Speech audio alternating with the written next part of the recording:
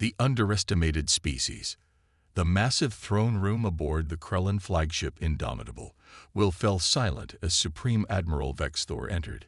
His metallic exoskeleton gleamed under the ambient lighting, each movement accompanied by the software of advanced cybernetic enhancements. The 10-meter-tall Krellin moved with surprising grace despite his imposing frame, settling into the command throne that dominated the chamber center. "The humans request an audience," announced Sub-Commander Zarek, her voice carrying the distinctive harmonic overtones of the Krellin upper echelon. "They wish to discuss technological exchange in treaty terms." Soft chittering, the Krellin equivalent of derisive laughter, rippled through the assembled officers. Earth, a backwater planet on the galactic fringe, had achieved faster-than-light travel barely 20 years ago. The Krellin Empire, by comparison, had dominated this sector for over 30 millennia, their technological superiority unchallenged across thousands of worlds. "Let them come," Vexthor gestured with a primary manipulator. "Their primitive attempts at diplomacy amuse me." The holographic projector in the chamber's center activated, displaying the Earth delegation. 5 humans stood in simple blue uniforms with silver insignia. Their leader, a woman with close-cropped gray hair and weathered features, faced the alien assembly without visible intimidation. "Supreme Admiral Vexthor," she spoke with practiced confidence, "I am Admiral Helena Sawyer of the United Earth Defense Force. We appreciate your willingness to receive our delegation." Vexthor's upper appendages clicked impatiently. "Admiral Sawyer, the Krellin Empire acknowledges Earth's recent advancements. However, understand that your technological development remains quaint by our standards. What could Earth possibly offer that would interest the Empire?" Sawyer nodded to one of her officers, who activated a portable projector. Above it materialized the image of a spacecraft unlike the sleek, biomechanical Krellin vessels. It appeared almost primitive, angular rather than curved, with visible external components and what looked like rudimentary thruster arrays. "This is the Defiance," Admiral Sawyer explained, "Earth's newest defensive prototype. We believe its design principles may benefit both our civilizations." Vexthor couldn't contain himself. His entire frame vibrated with chittering laughter, echoed by his subordinates throughout the chamber. "You propose a technological exchange with this?" He gestured dismissively at the hologram. "Your vessel still uses reaction mass propulsion. The hull would disintegrate under minimal gravitational stress. Even your communication systems rely on outdated electromagnetic principles." Admiral Sawyer maintained her composure despite the mockery. "With respect, Supreme Admiral, our approach offers advantages your engineers might find intriguing." "Enough," Vexthor cut her off. "The Krellin Empire has dominated space for 30,000 years by following proven technological paths. Your species has barely mastered interstellar travel. Your proposal is denied." The dismissal was final. The Earth delegation exchanged glances but maintained disciplined silence. However, Vexthor continued, mandibles spreading slightly in what humans had learned to recognize as the Krellin equivalent of a predatory smile. "The Empire is always generous to developing species. We will send a technological delegation to your world within the next solar cycle. They will guide your scientists toward more productive avenues of research."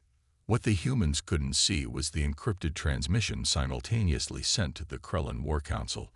"Prepare the subjugation fleet.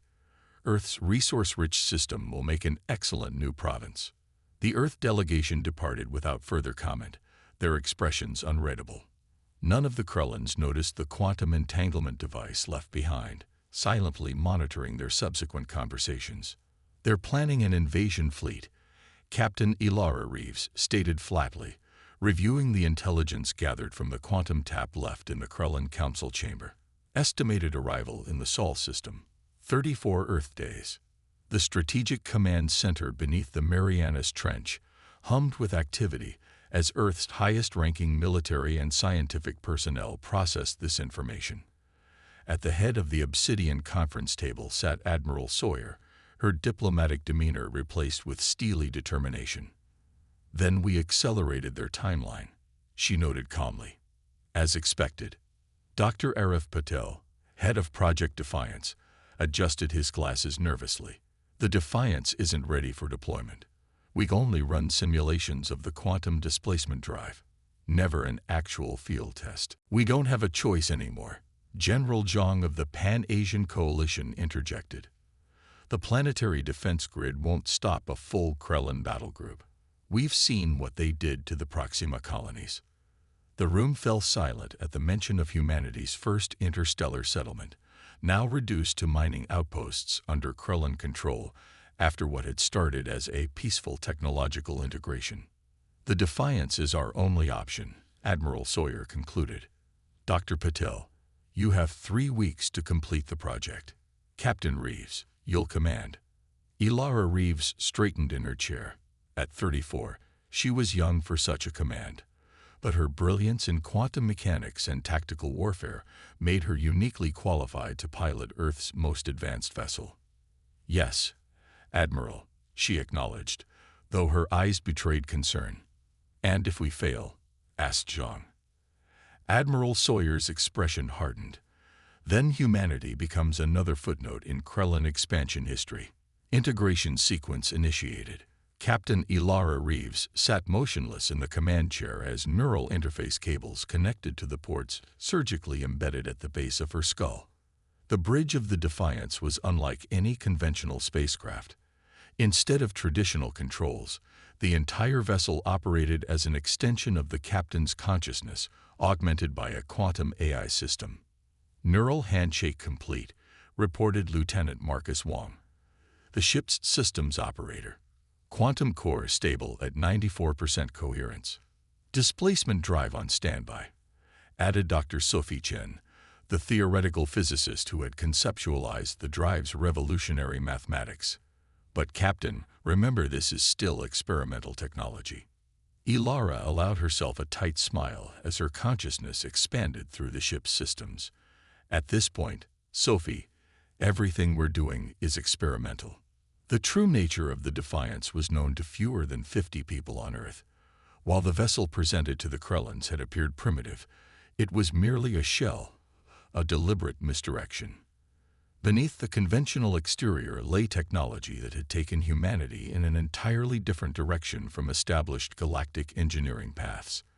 Instead of pursuing the standard antimatter drives and conventional shields used by the Krellins and other advanced species, Earth's scientists had delved into quantum mechanics, dimensional physics, and consciousness integration. The result was a ship that could displace itself partially out of conventional spacetime, existing simultaneously in multiple probability states. Fleet Command to Defiance, you are cleared for launch. Admiral Sawyer's voice came through the quantum-encrypted channel. Godspeed, Captain Reeves. Ilara felt the ship respond to her thoughts as the moorings released.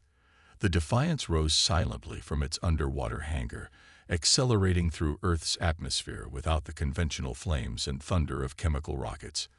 To any observer, including the Krellin spy satellites in high orbit, it would appear to be exactly the primitive vessel they expected. Set course for the Kuiper Belt, Ilara ordered. We'll conduct final tests there before the Krellins arrive. As the Defiance cleared Earth orbit, Ilara accessed the ship's external sensors, looking back at the blue-green planet below. Humanity had unified in the face of extraterrestrial contact, but that unity had come too late to prevent their technological disadvantage. The Krellins, like many advanced species, had followed a linear path of technological evolution, perfecting antimatter manipulation, gravity control, and faster-than-light travel along predictable lines. Humanity, arriving late to the galactic community, had been forced to innovate along entirely different paths. The Defiance represented not just a technological leap but a philosophical one. The integration of human consciousness with quantum computing and dimensional manipulation. Kuiper Belt approach in 30 minutes, Wong reported. All systems functioning nominally. Ilara nodded, feeling the ship's systems through the neural interface. Begin final calibration of the displacement drive. We need to be ready when they arrive. Captain, Sophie's voice held an edge of concern. "There's something you should know about the displacement drive. The simulations suggest that if we push beyond 70% quantum displacement, the effect could spread beyond the ship. It could potentially affect anything within the field radius, including Krellin vessels." Ilara considered this information. That wasn't in the mission briefing. It wasn't conclusive until yesterday's final simulations, Sophie admitted. It could give us an advantage. But it's also unpredictable. Before Ilara could respond, Wang's voice cut through the bridge. "Captain, long-range sensors detecting multiple FTL signatures approaching the Sol system, matching Krellin warp patterns." Ilara felt her heart rate accelerate. "How many?" 8 capital ships, approximately 15 support vessels. They're 2 weeks early. The bridge fell silent as the implications sank in. Earth's defensive preparations were incomplete. The Krellin fleet would reach Earth before the planetary shield grid was fully operational. "Plot intercept course," Ilara ordered, her decision made instantly. "Prepare the displacement drive for maximum output." Sophie looked alarmed. "We haven't tested it above 40% in actual space." "We don't have a choice," Ilara replied, echoing Admiral Sawyer's earlier words. "If we don't stop them here, Earth falls." As the Defiance changed course, accelerating toward the incoming Krellin fleet, Ilara activated the shipwide communication system. "This is Captain Reeves. As you've all been informed, the Krellin invasion force has arrived ahead of schedule. Our mission has been accelerated accordingly." She paused, weighing her next words carefully. "What we attempt today has never been done before. We are about to challenge the most powerful empire in this sector of the galaxy with technology they cannot comprehend. If we succeed, we secure Earth's independence. If we fail," she left the consequence unstated. "Displacement drive spinning up to maximum capacity," reported the engineering officer. "Quantum shift commencing in 3 minutes." Ilara closed her eyes, feeling the ship systems through the neural interface. The quantum co-pilot, designated ARIA, Autonomous Recursive Intelligence Algorithm, merged with her consciousness, enhancing her ability to process the vast streams of data flowing through the ship. "Krellin fleet has detected us," Wang announced. "They're adjusting course to intercept. Weapons systems activating." On the view screen, the Krellin battle group appeared. Massive biomechanical vessels shaped like elongated arthropods, their hulls gleaming with the distinctive iridescent material that had become the Empire's signature. At their center was the flagship Indomitable Will, dwarfing its escorts. "They're hailing us," Sophie reported. "Put it through," Ilara ordered. Supreme Admiral Vexthor's face appeared on the screen, his mandibles clicking in what humans had learned was their version of amused contempt. "Captain Reeves, I presume. The same primitive vessel you displayed in our council chamber. Have you come to surrender personally? It would be the wise choice. Your world cannot withstand our might." Ilara smiled calmly. "Supreme Admiral, I've come to offer you one chance to turn your fleet around and leave the Sol system in peace." Vexthor's chittering laughter echoed through the bridge. "You threaten us with a single vessel. Your species' arrogance is truly remarkable." "Not arrogance, Supreme Admiral. Innovation." Ilara cut the transmission with a thought. "All hands, prepare for quantum displacement. ARA. Initiate maximum output." The ship hummed as the displacement drive reached full power. Through the neural interface, Ilara felt reality itself begin to shift around the Defiance. The familiar dimensions of space-time blurred as the vessel partially displaced into probability space, existing in multiple quantum states simultaneously. On the Krellin vessels, sensors registered confusion. The Earth ship seemed to flicker, becoming insubstantial, then multiplying into ghostly duplicates that occupied slightly different positions simultaneously. "They're firing," Wang reported as streaks of antimatter-charged plasma lanced toward the Defiance. Ilara didn't need to give evasion orders through the neural link. She simply willed the ship to shift further into quantum flux. The plasma beams passed harmlessly through the vessel's partially displaced structure. Displacement at 75% and holding, Sophie announced, her voice tight with tension. Quantum entanglement effect initiating. The battle had begun. Earth's fate now hung in the balance as the Defiance prepared to demonstrate humanity's most radical technological innovation against an empire that had ruled the stars for 30,000 years. The impossible victory.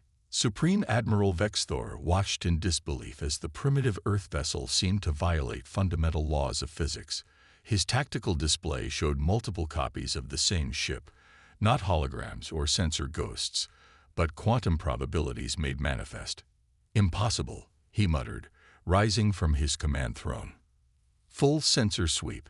What trickery is this?" The science officer's appendages trembled as they manipulated the control interface. "Admiral, the Earth vessel is generating a quantum displacement field. It exists in multiple probability states simultaneously. No species has mastered such technology." Vexthor snapped.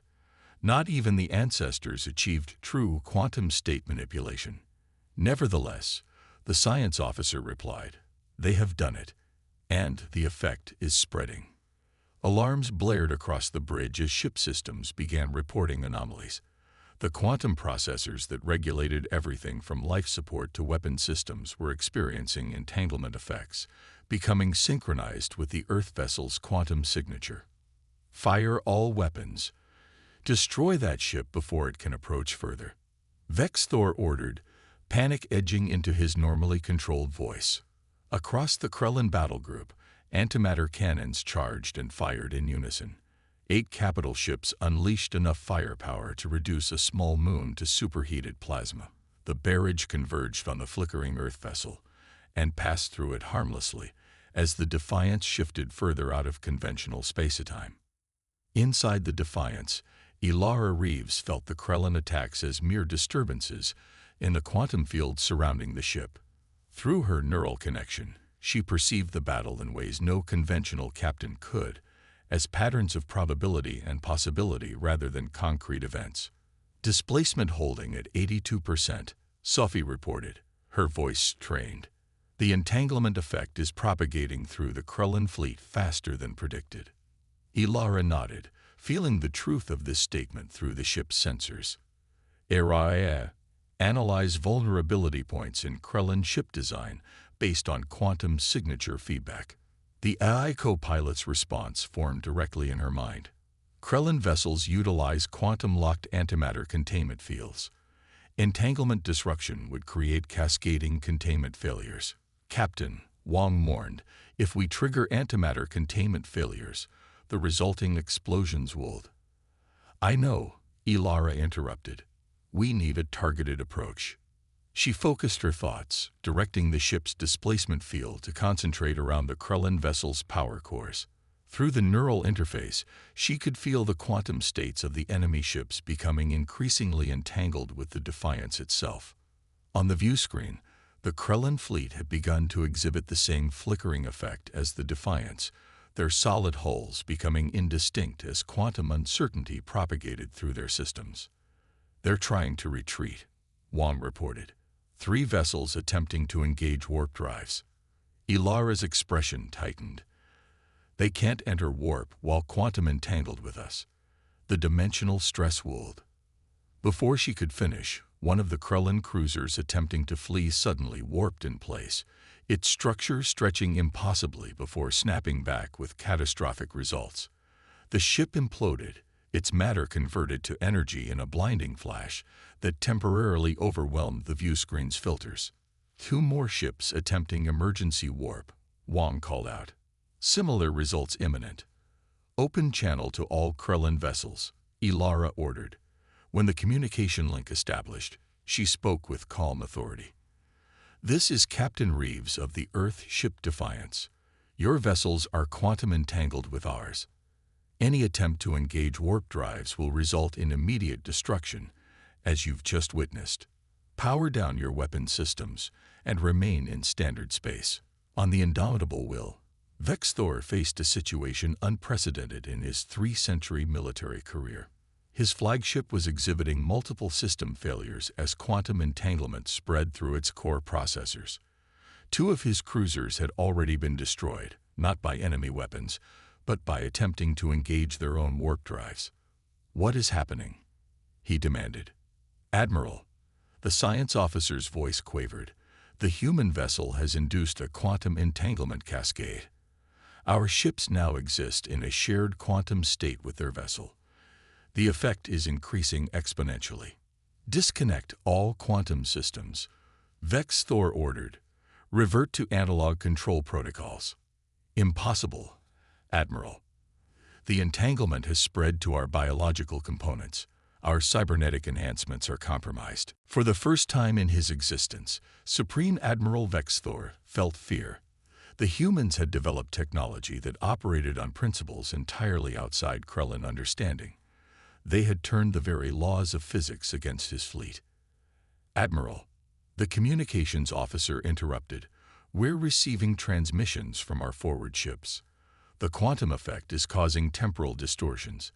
They're experiencing time at different rates." Vex Thor's mandibles clicked rapidly, a sign of extreme agitation. "Signal the human vessel. We must negotiate." Aboard the Defiance, Ilara felt the strain of maintaining quantum displacement at such high levels. Even with ARI as assistance, the neural load was pushing human physiology to its limits. "Captain," Sophie warned, "your neural patterns are showing stress fractures. We need to reduce displacement levels soon." "Not yet," Ilara replied, her voice tight.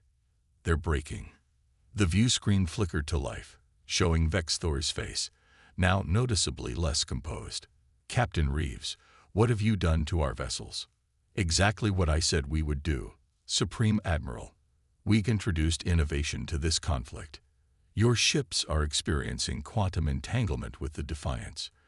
The effect will continue to spread unless we deactivate our displacement drive." "What are your terms?" Vex Thor asked, his formerly imperious tone replaced with urgency. "Immediate withdrawal of all Krellan forces from the Sol system. A non-aggression pact guaranteeing Earth's sovereignty and all its colonies, and recognition of Earth as an independent power with full galactic rights." Vex Thor's mandibles clicked in agitation. "The Empire does not bow to lesser." Another Krellan vessel imploded as its quantum systems collapsed, the flash momentarily drowning out Vex Thor's transmission. When the channel cleared, the Supreme Admiral's demeanor had changed entirely. "Your terms are acceptable. The Krellan Empire recognizes Earth's sovereignty. We will withdraw immediately." "A wise decision," Ilara replied. "We'll begin reducing our displacement field to allow your safe departure. Any deviation from withdrawal course will result in immediate re-engagement of full quantum displacement." After the transmission ended, Sophie turned to Ilara. "Can we trust them?" Ilara smiled grimly. "Not entirely, but we've shown them something they've never seen before, technology they don't understand. Fear of the unknown is a powerful deterrent, even for species that have dominated the galaxy for millennia." "Beginning displacement field reduction," Wong reported. "Krellan vessels are adjusting course away from Earth." As the Defiance gradually reduced its quantum displacement, Ilara felt the neural load easing. Through the view screen, she watched the Krellan fleet hastily retreating, their once proud formations now disorganized as they struggled to maintain safe distances from each other. "Set course for Earth," she ordered, "and prepare a full report for Admiral Sawyer. The quantum displacement drive works better than we ever imagined." 3 weeks later, Ilara stood at attention in the newly constructed Hall of Unity in Geneva as representatives from 27 alien civilizations signed the Sol Accords, a treaty recognizing Earth as a sovereign power and establishing new protocols for technological exchange. Admiral Sawyer, now appointed as Earth's first galactic ambassador, addressed the assembled delegates. "For too long, galactic civilization has followed a single technological path, dismissing alternative approaches as primitive or impractical. Earth's quantum displacement technology demonstrates that innovation often comes from unexpected directions. In the audience, Supreme Admiral Vexthor, now serving as the Krellin diplomatic envoy rather than military commander, shifted uncomfortably. The humiliation of the Krellin retreat had sent shockwaves through the Empire, resulting in significant political restructuring. After the ceremony, Ilara found herself face to face with Vexthor in the reception hall. "Captain Reeves," the Krellin acknowledged, his voice carrying a new note of respect. "Your primitive vessel has changed the balance of power in this sector." Ilara smiled. "Not primitive, Supreme Admiral. Just different. Sometimes the established path isn't the only path, or even the best one." "A lesson the Empire has learned at great cost," Vexthor admitted. "The Krellin Science Directorate has requested technical exchanges with Earth's quantum physicists, if the diplomatic corps approves." "I think that can be arranged," Ilara replied. "Innovation benefits everyone when shared." As Vexthor moved away, Dr. Patel approached, beaming with pride. "The Defiance Eye is nearly complete. Twice the displacement capacity and a more stable neural interface. Admiral Sawyer wants you to command her on the first diplomatic mission to the Galactic core." Ilara looked out through the vast windows at the night sky, where stars no longer represented unreachable distances, but destinations within humanity's grasp. "They laughed at our ships," she said quietly. "They won't be laughing anymore." "No," Patel agreed. "They'll be learning from us instead." In just one battle, humanity had transformed from galactic newcomers to technological innovators. Proof that sometimes being underestimated was the greatest advantage of all.